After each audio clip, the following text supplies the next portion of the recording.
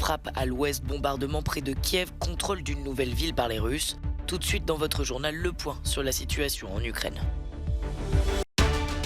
Après un mois d'attaque, Mariupol est aujourd'hui en ruine et plus de 2000 civils auraient été tués. Située dans le sud-est de l'Ukraine, la ville est stratégique pour Moscou. Au Myanmar, la junte au pouvoir marque la journée de l'armée en exposant son matériel militaire. Son chef a promis d'anéantir tous les opposants au régime. Jusqu'ici épargné par les combats, Lviv a été le théâtre de frappes russes ce samedi. 2 missiles ont touché cette ville de l'ouest de l'Ukraine située à quelques dizaines de kilomètres de la frontière polonaise. Faisant au moins 5 blessés, ces bombardements ont également ciblé un dépôt de carburant. Mais selon le maire, aucun immeuble résidentiel n'a été touché. Jusqu'en fin d'après-midi, cet épais rideau de fumée recouvrait une grande partie du centre-ville. De son côté, le président ukrainien Volodymyr Zelensky a récompensé les militaires de la garde nationale ukrainienne qui ont fait preuve selon lui de courage et de dévouement face à l'agression russe.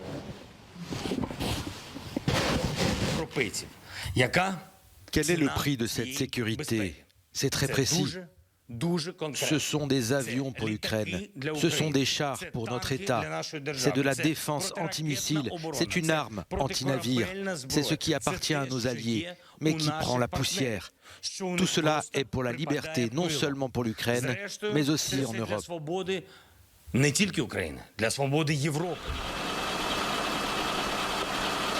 Dans la banlieue de Kiev, des bombardements ont blessé au moins 5 personnes, dont un enfant, et détruit plusieurs habitations. Certains résidents ont dû fuir avec leurs affaires, craignant une nouvelle attaque.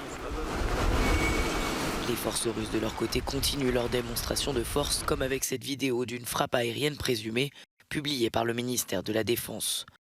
Ou encore avec ces autres images qui montrent un poste de commandement ukrainien détruit par les troupes russes dans la région de Kiev.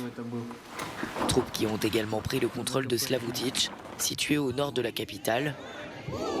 Le maire de la ville aurait également été enlevé. Une invasion qui a déclenché des manifestations dans cette commune de 25 000 personnes, construite après l'accident de la centrale de Tchernobyl, déjà contrôlée par les Russes depuis le 24 février.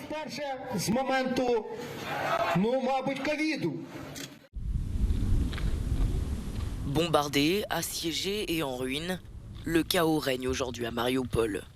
Depuis le début de l'invasion russe, plus de 2000 civils auraient été tués dans la ville.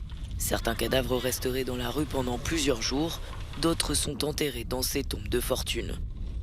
Selon le président ukrainien, quelques 100 000 habitants seraient toujours bloqués dans ce port stratégique de la mer d'Azov. Les troupes russes progressent peu à peu autour de la ville. Les habitants, eux, tentent de survivre.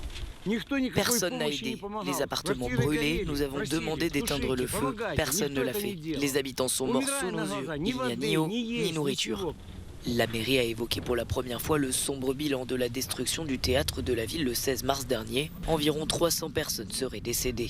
Si ce bilan est confirmé, ce serait le pire massacre de civils depuis le début de l'offensive russe. Mariupol est une ville stratégique pour Moscou puisqu'en la contrôlant, les forces armées confirment leur avancée dans le sud-est de l'Ukraine.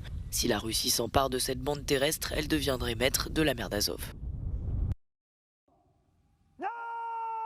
Exposition de chars, de missiles ou encore de pièces d'artillerie, c'est une démonstration de force de la junte birmane. Ce dimanche, plus de 8000 militaires ont défilé dans la capitale à l'occasion de la journée de l'armée. L'année dernière, à la même période, le gouvernement en place avait été renversé et 160 manifestants avaient été abattus en une journée.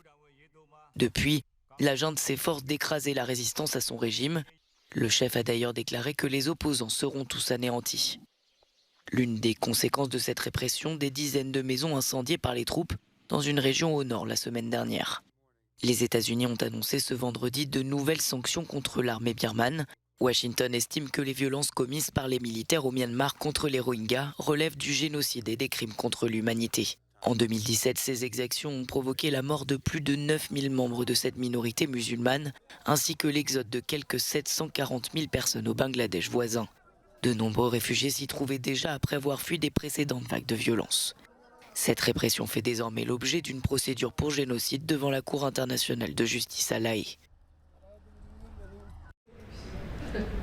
Elles ont fait le chemin de Kiev à Hazebrouck, une poignée d'ouvrières ukrainiennes. Elle travaillait pour cette entreprise textile du nord de la France, implantée depuis des années en Ukraine. Parmi elles, Nadia, qui travaillait dans le bureau d'études de l'entreprise à Kiev. Elle revient sur les circonstances de son départ d'Ukraine. Quand la guerre a éclaté, on n'a pas pu aller travailler. J'étais paniqué, terrorisé. J'ai 2 filles et une petite fille. On a rapidement décidé de quitter Kiev. Le PDG de l'entreprise nous a contactés pour nous demander si on voulait venir en France. J'ai dit oui, on est d'abord allé à Lviv et de là, on est venu en France. La solidarité locale s'est rapidement organisée pour accueillir ce groupe d'ouvrières fuyant la guerre. Pour le patron de l'entreprise, la décision de les faire venir n'a pas fait un pli. Le sujet a été très vite posé dans la mesure où la plupart en tout cas les personnes qui sont ici en France avaient déjà décidé de quitter le pays pour partir soit en Pologne, plutôt en Pologne qu'en Hongrie d'ailleurs. Et donc dès lors qu'elles partaient en Pologne, je leur ai dit, mais écoutez, dans ce cas-là, venez en France, on essaiera d'organiser les structures d'accueil. Ici, ce sont des gens qu'on connaît depuis plus de 20 ans, hein. Donc on sont des salariés ou des collaborateurs, voire des amis. Donc voilà, c'est assez évident comme démarche. L'entreprise organise avec d'autres sociétés de la région des collectes de produits de première nécessité. Des colis d'aide humanitaire expédiés ensuite par camion jusqu'en Ukraine.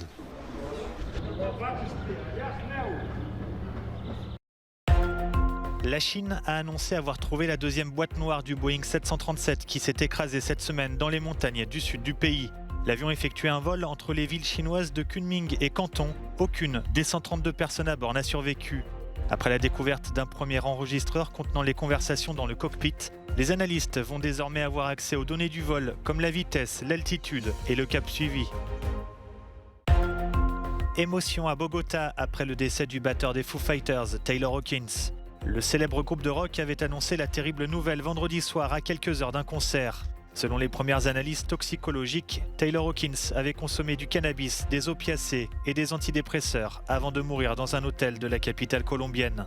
Le batteur avait rejoint les Foo Fighters en 1997. Le verdict tombera en Europe lundi au petit matin pour les Oscars. Le tapis rouge est prêt, les prétendants sont là. Parmi eux, de nombreux Européens, au premier rang desquels, comme de tradition, les Britanniques. Kenneth Branagh, pour son film semi-autobiographique Belfast, sur son enfance en Irlande du Nord et les conflits entre catholiques et protestants, rafle 7 nominations, dont celle pour l'Oscar du meilleur film et du meilleur réalisateur, une consécration. Pour l'Oscar de la meilleure actrice, Olivia Colman sera en lice pour un second Oscar pour son rôle de mère divorcée dans The Lost Daughter, d'après le roman d'Elena Ferrante, dont le passé va ressurgir dans le décor magnifique mais trompeur des îles grecques. Penélope Cruz est aussi parmi les 5 finalistes pour la statuette pour son rôle dans Madres Paralelas de Pedro Almodóvar, nommé aussi pour la meilleure musique, signée par son compositeur attitré Alberto Iglesias. Alors que Monsieur Cruz, Javier Bardem, sera en lice pour l'Oscar du meilleur acteur pour le biopic Being the Ricardos auprès de Nicole Kidman, face notamment au grand favori, le Britannique Benedict Cumberbatch, pour son rôle dans The Power of the Dog de Jane Campion, en tête des nominations avec 12 citations. Mais côté européen, la grande surprise est la triple nomination de Flea du Danois Jonas Boer Rasmussen, nommé, fait unique dans l'histoire des Oscars pour la statuette du meilleur film d'animation, meilleur documentaire et meilleur film international. L'histoire vraie de son ami Amin, réfugié afghan au Danemark, qui a fui les bombes et Kaboul, l'un des films les plus récompensés de 2021, notamment au Festival du film d'animation d'Annecy. Har du nogensinde fortalt din livshistorie før? Nej. Autre bonne surprise européenne, The Worst Person in the World du Norvégien Joachim Trier, déjà récompensé à Cannes et qui concourt pour l'Oscar du meilleur film international, mais aussi pour l'Oscar du meilleur scénario.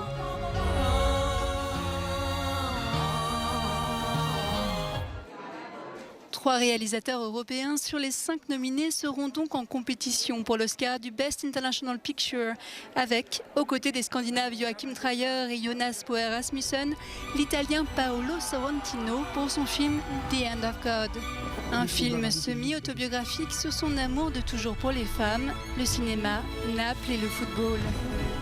La cérémonie des Oscars se tient à Los Angeles dans la nuit de dimanche à lundi.